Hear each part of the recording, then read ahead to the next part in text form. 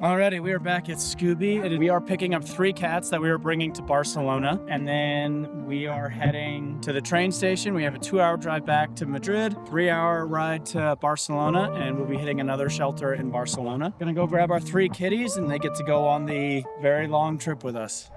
Oh, what a cutie. Oh, ready? Can I get the face? There it is. There's that face. They have Spanish passports. So this is her little passport. So All right. this belongs to her. You're in charge of it. Okay.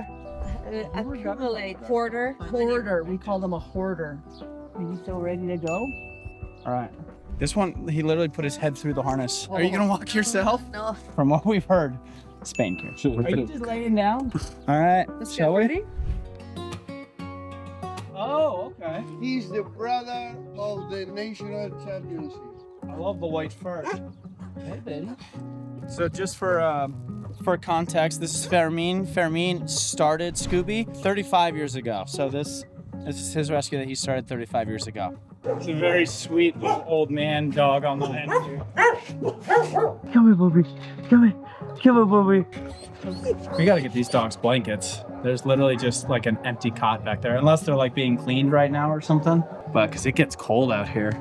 Yes, you're such a good boy. All right, off to Barcelona. Let's go.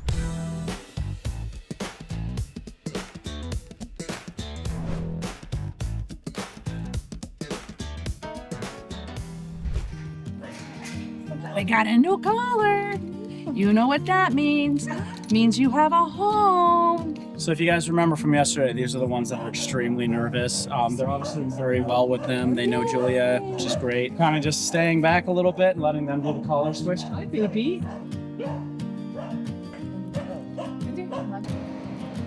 So there was 6 coming from Zaragoza. This is one of them, Oscar. And Venus is the other one. And they basically were like bag of bones. They said that, if they didn't come in, they probably would have died of starvation in 2 days. Venus was no more than 10 kilos. And she had hardly any hair, and she was just like a skeleton. I'm just amazed that after all of this abuse, how... I mean, they're still so sweet. Yeah, the fact that this one's like letting me pet it after all that abuse is amazing. So we've been working for 25 years. Oh. But the last 4 of the 25 have been here. Okay. And before we worked with foster homes, and we would rehome 80 a year, but now we're rehoming 200 a year. Wow, it's going well. That's amazing. Thanks to you guys, thanks to groups around the States that have helped us a lot and are helping us. So we've got here a lot of education resources from Greyhounds in Need in the UK, and fabulous things. And look at this, I picked up at a stand in New York actually. This is so important though, like you're literally showing the kids, because a lot of the ones we took, like they're just raised like this is it, this is culture, you get the dogs, they hunt, they kill the rabbit, like then you kill the dog, and it's just wild seeing that as like this is the culture. So it's nice that you guys are getting in and showing them a different way, like you don't have to do that, like it doesn't have to be that way. That's right. We talk about our government, when you're old enough, what you need to know before you vote for someone, whether they're helping animals or not. That's so where we the tell fake the little poop comes kids. back in when you're talking about government.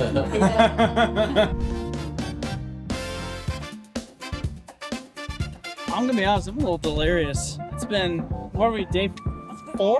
I don't know, but so far this will officially be 3 cats that we've rescued, and we're gonna do 32 dogs. Officially 6 cats, I think, in the end. I'm happy. Well, we officially made it to Barcelona, and luckily, one of the people that works at the rescue that we're going to be taking dogs from in Barcelona, they have another apartment that they loaned to us. So our accommodations just went from like hostel to like, it's so nice. So we have this beautiful apartment now. There's a great view. We actually get real beds, which I have not had a good night's rest in, I don't know what day it is, but I'm so excited. But we are in Barcelona. Hopefully get some good food tonight, get some rest, and then tomorrow we are hitting up the 3rd rescue, and we're gonna get to see how that's going there. So keep following along. Can't wait for you to see more. They're all building the crates for our flights. That's the goal. Look at this. They clean the bowls twice a day. That is above and beyond. And this is to give them their medication. So these are the cats that we brought over on the train. We brought them up from Medina del Campo, and they're thriving here. Immediately we walked in, they ran up and started rubbing up against us. They're getting wet food here, which is huge. Use this moment to plug. If you're not giving your cats wet food, if you can afford it, please do. They get like 80% of their moisture from food.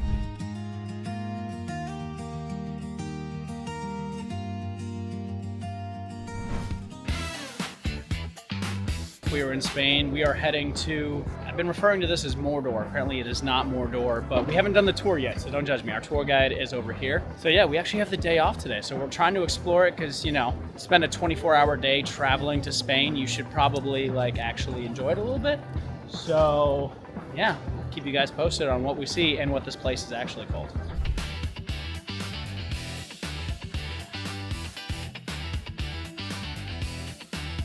Well, I was way off. This building is amazing. It is a church. Whole history of them starting building it over a century ago, and then the architect died, and now they're like rebuilding it. Like, I just learned so much. This place is incredible. The architecture is amazing. And yeah, so glad we got to go check this out today, and I actually got to learn what this was because I had no idea. Clearly, I had no idea. Very cool building.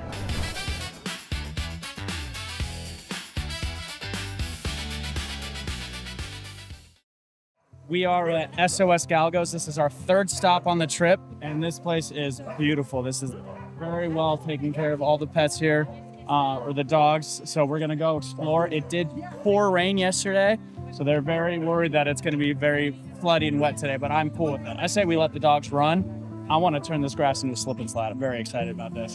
So this is the name of the dog, sex of the dog. We have the birthday. Gato.gatito, so the cat name. Yeah, color, anything else. So this dog has leishmaniasis. Still a little skittish, but it's probably because I'm a guy and they don't like guys out here, and I don't blame them. When staring them, it intimidates. Oh, so don't look So right it's at them. always good, like with cats, to get silent. Yeah. Oh, okay.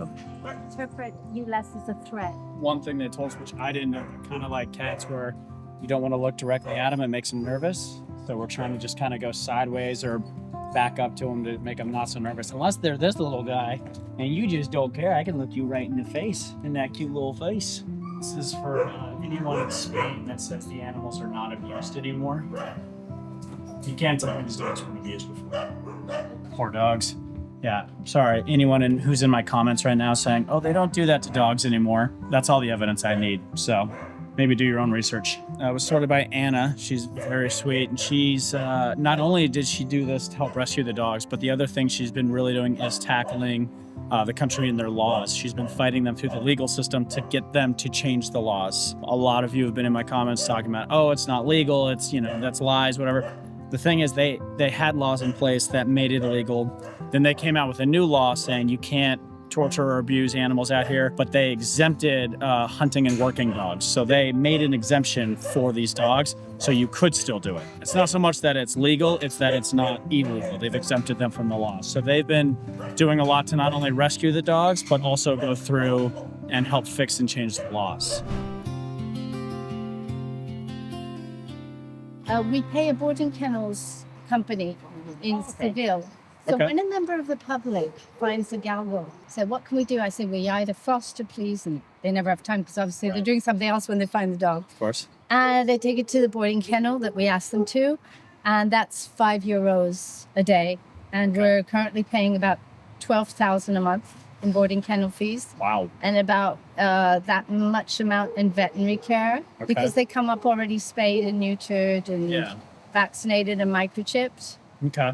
And so our vet here, our in-house vet, he has another look at them. You'll meet him later. Nice. And yeah, so that's a big part of this center. Yeah. And another equally important side is the education. Yeah.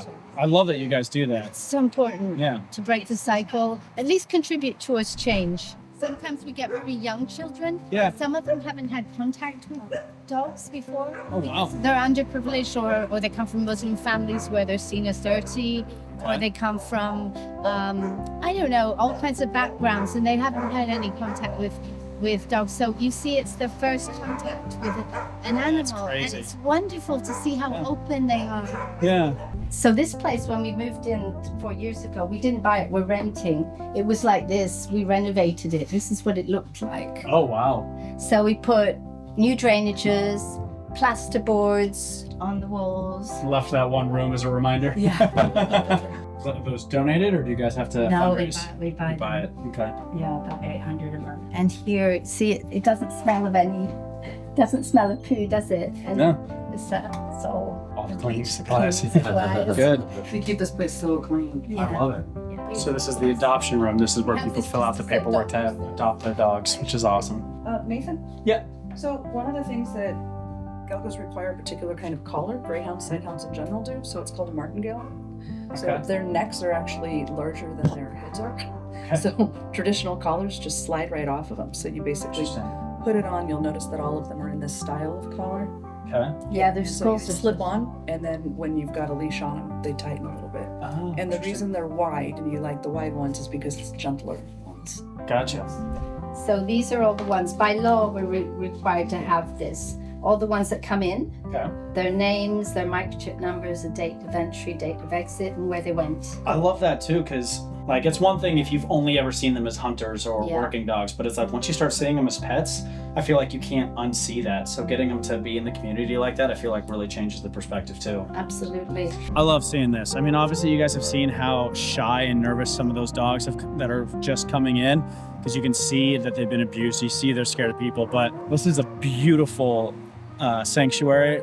They've got this amazing dog park back here for the dogs to run around, eventually come out of their shell and kind of warm up to people again. This is the perfect like in between before they find their forever home. But I mean, you can see like these ones are still a little nervous, but they're getting to run, they're getting to play, they're getting exercise, they're not cooped up. It's clean, they have clean water. It's really good to see that they're being well taken care of here. But these dogs are definitely ready to come and get forever homes. So again, I've said it before, if you're looking to adopt or foster, hit us up, because we'd love to get these dogs. Even this still isn't a loving home, but it's a lot better than some of the other conditions we've seen. Thank you for coming. Is that Oh, that's cool. Yeah, I love it. It's for sale on Amazon actually. And the owner yeah. is an adopter of ours. Oh, that's so cool. And so we sell them for $12.99 and half the proceeds go to the charity. Oh, that's cool. So, as a side note, Yeah. she got an email, this is in 2008, and said that there was a crazy American on a cruise ship who wanted to take a Galgo, and she showed up at the end of that cruise and handed me Daphne. Oh, shoot. So this is how this all begins. This is where you... It's her fault.